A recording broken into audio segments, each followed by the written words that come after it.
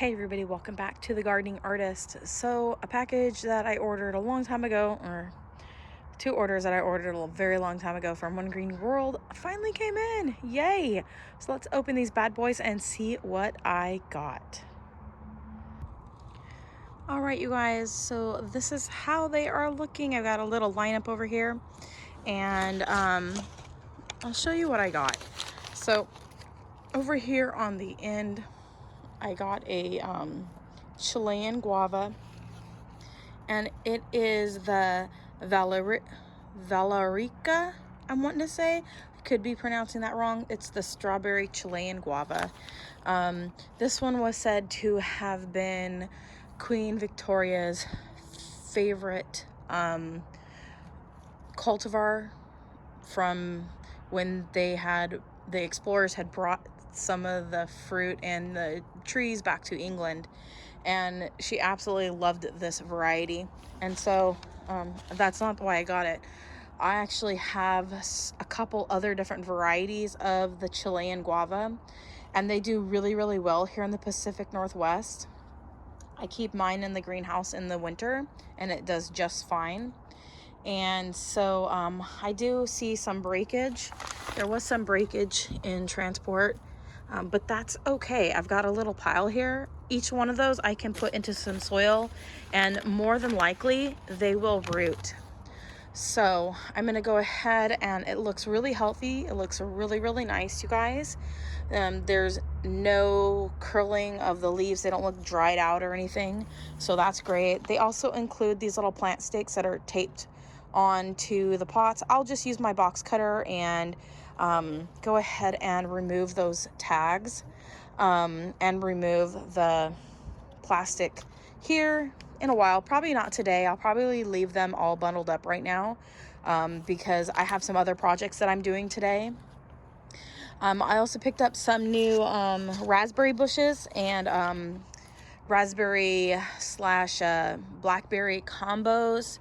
One of which I've been wanting for many, many years now, and a couple of them are actually replacements for other ones that I had that I loved that actually ended up dying.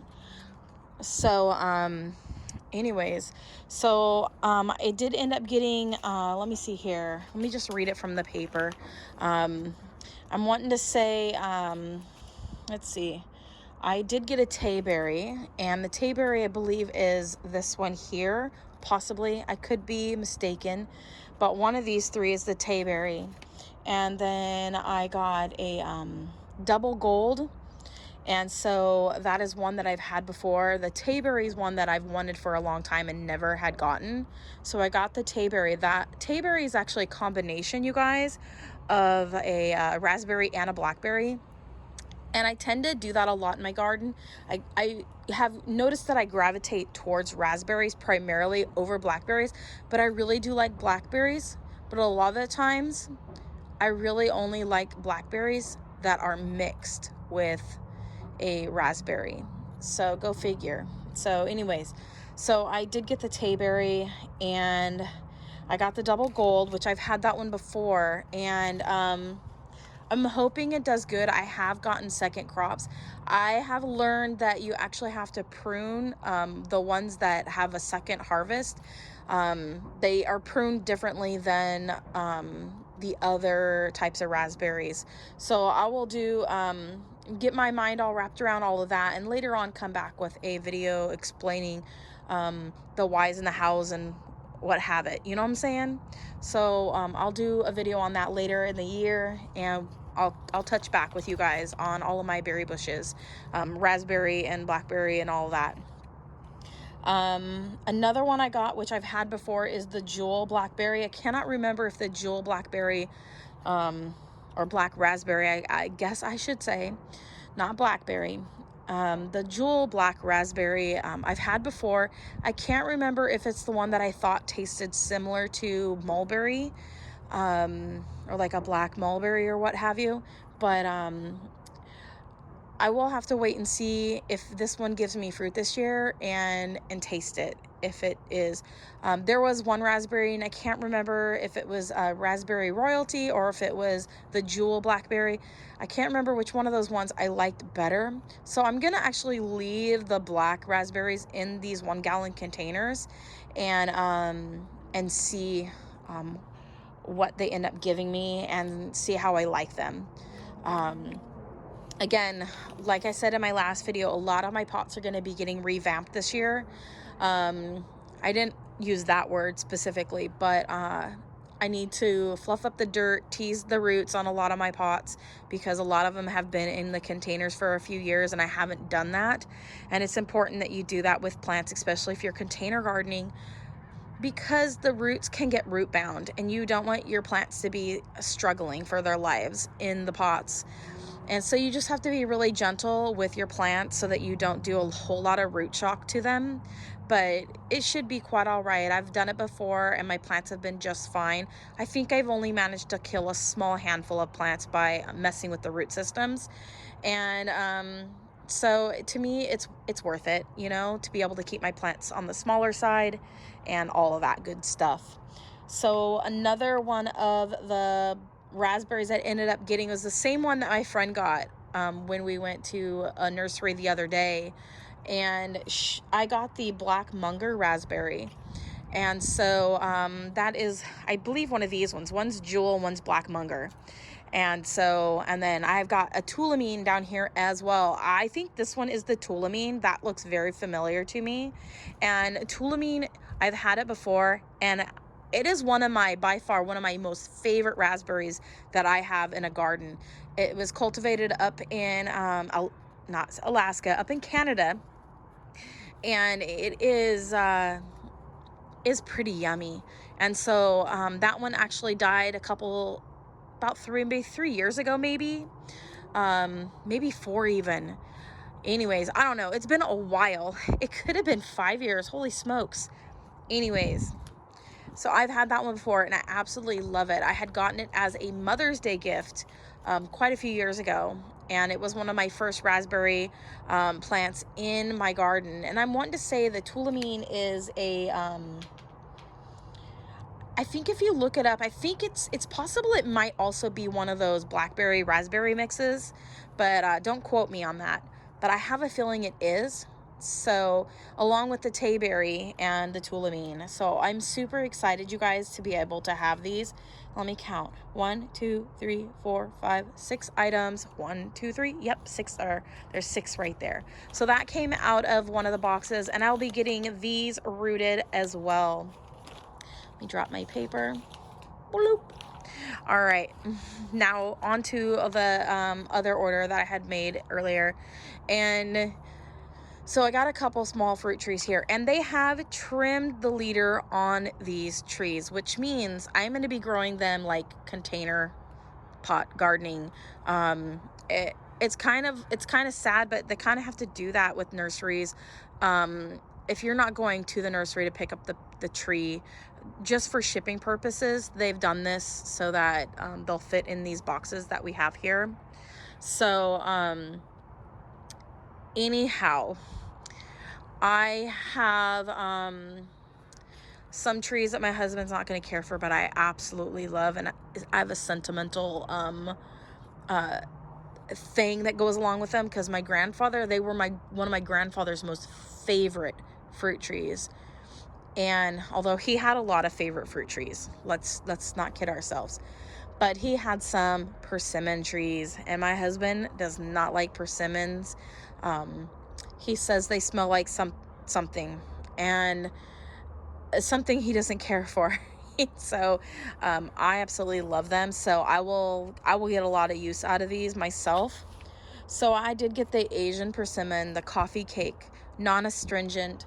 This one tends to have a little flex in it, and I remember my grandfather's persimmon trees you could eat them fresh as well, right off the tree, non-astringent, and his also had the little brown flecks. It looked like cinnamon inside of them, and they just kind of really tasted like fall, like pumpkin pie to me.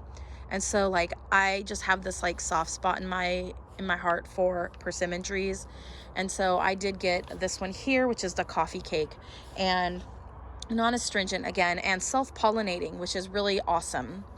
I did get a second persimmon, and that one I want to say is called the Izu. I could be pronouncing that wrong. It's an Asian persimmon. All of these are bare root and they're wrapped together. And so I will be getting those potted up probably fairly quickly. I probably can get away with leaving them like this for like a couple days, but I'm not going to leave them like this very long because I do want to get them potted up. I think a couple days might be fine. I might be able to get to them tomorrow. So I think I should be fine with them like this overnight. Now, I'm looking forward to this brand or this persimmon. I'm not exactly sure what to really expect with it. I was really wanting to get the gyro one. I don't know if I'm saying it correctly, but I think it's JIRO persimmon, and I will probably end up getting that one in the future, and then just have 3 persimmon trees. Now these are all self-fertile, including that one that I'm wanting to get, but they also have a early variety of that, and it just wasn't available, so I was not able to get that, which is completely fine. I can start with 2 and be completely happy with that. I did get the frost peach, and it's said to be a like either low curl or no curl to the leaves, and I've noticed in our region that like the apricots and the peaches and that sort of thing in this region, they tend to get the leaf curl really bad. And so I'm excited to find out whether or not this one will do it. And I don't want to have any that are susceptible to the leaf curl, especially in our region with having so much moisture. So I'm giving this one a try. This one looks like it originated from Dave Wilson's nursery as well, and they're based out of California, I'm wanting to say. A lot of their fruit trees tend to be really awesome. And so I'm looking forward to that. So that's the peach frost, and I'm looking forward to it. And then down here I have 4 plants. They have 2 of them taped to the top of these other ones here. And let's talk about the 2 that are in the bigger pots on the bottom. One is a Marin Medlar, and I believe that's this one here. And then this one over here is the 9-20 Medlar fruit tree. So it's said to have a taste of spiced applesauce when the fruits are ready. And the fruits are ready around October, the end of October, somewhere in October. So it's a fall bearing crop, and the fruits tend to get really soft. So you want to make sure that they're nice and soft, and they will turn a dark brown color, and then you're able to harvest them. And it said that they have a really wonderful apple sauce flavor and that spice, kind of like with cinnamon or whatnot. So I'm looking forward to being able to enjoy these in the future, and they're really good for you. So I'm looking forward to having them, and they're also very cold resistant, down to -25 degrees. So that's pretty awesome. On the end down here, the little plant that's right here, that's a cranberry plant, and I'm probably going to end up having to move that somewhere. So I'll probably end up putting these pots on this table that got painted when they painted the house. And that way my puppy cannot bite at these branches because they're kind of like coming off. There's 3 branches, and I know my puppy will come out here and start biting at it and ripping at it. So I want to move it up so she doesn't hurt the tree or bush, I guess. So this is called the Pilgrim cranberry, and I've not had any true cranberries. So this is a true cranberry, and so I'm looking forward to growing it and seeing how it does in the Pacific Northwest. And then lastly, I have this one last little fruit tree that is on top of here. Now, last year I got fruiting wood from the fruit wood nursery, and a lot of their stuff is really awesome, you guys. If you've never gone to the fruit wood nursery, oh my goodness, cannot say that. If you've not gone there before, you guys, it's pretty awesome. You can get a lot of cuttings, and a lot of which they will root on their own. And some of them are scion wood that you can graft onto other root stocks that you may have. So I highly recommend them. I've had pretty decent success. Not all of my scion woods or cuttings that I've gotten from them have rooted successfully, but I would wager to say about, 85 to 90% of what I've gotten from them in the past has rooted and has done well. So I had gotten some loquats last year, but it was scion wood, and there was a possibility that they could root, but mine didn't. So I had gotten 2 last year. So this year I decided I'm going to go ahead and get a loquat that is already rooted, and then I don't have to really worry about it. So actually, I think I'm actually going to end up putting these in the greenhouse tonight. And that with my Chilean guava. I will move those into the greenhouse so that they're protected, because this has some young wood on it. This is that loquat. And this loquat here that I got is the gold nugget. And so it is said to be a really great cultivar of loquats and has an excellent flavor. So look that one up, you guys, on your own and do your research. I love loquats. Growing up in California, I remember having them all the time in the late summer. However, last summer I noticed some loquats that were actually growing and had ripe fruit on it in June. And so it was right down the street from where my grandmother had lived, and the house is no longer in the family, but we just drove by just to see how much it's changed since we had lived there and grew up in that area. And oh boy, has it changed. All the fruit trees that my grandpa had on 0.39 acres, he had a full-on food forest there, from pecan trees to cherry to fig to persimmons and all kinds of trees, you guys. He had all kinds of citrus trees, a grapefruit, a lemon, an orange tree. He had so many different things, cherry trees, apple trees, plum trees. He had so much jam-packed on that little piece of property that my family was canning and doing all kinds of stuff. He was doing the food forest method long before all these YouTube videos of everybody. So I grew up like that. Plus, I grew up without running water or electricity in California, believe it or not. I've roughed it.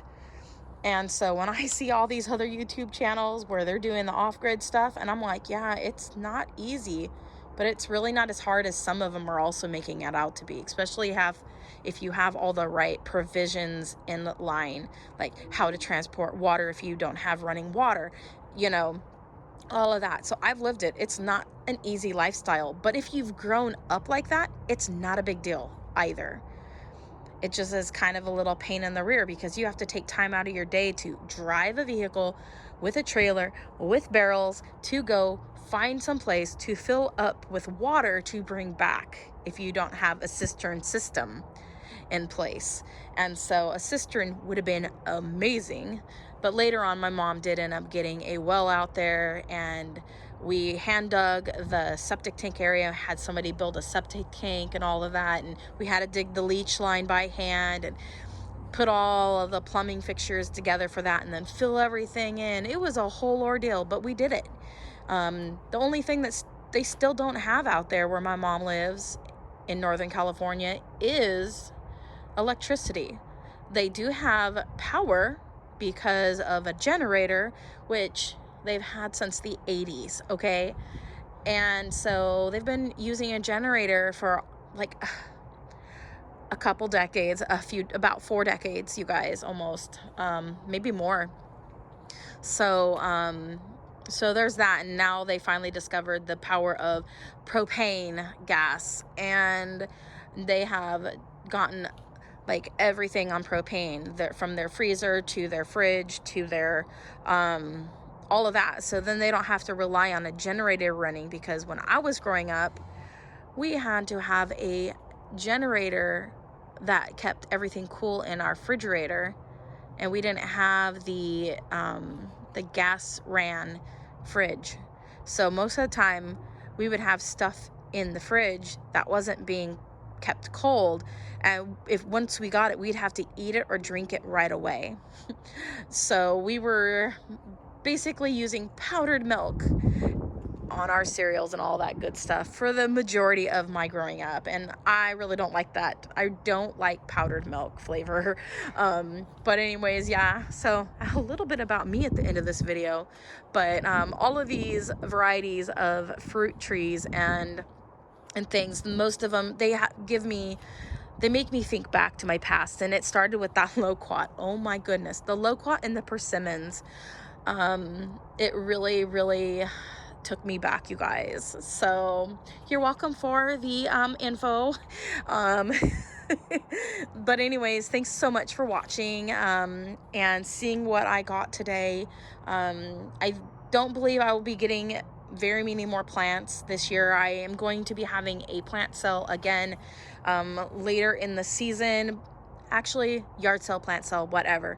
But my friend and I will be doing that jointly together, and we look forward to maybe culling some items in our current garden right now, and making room for the new varieties like I have today, which is excellent.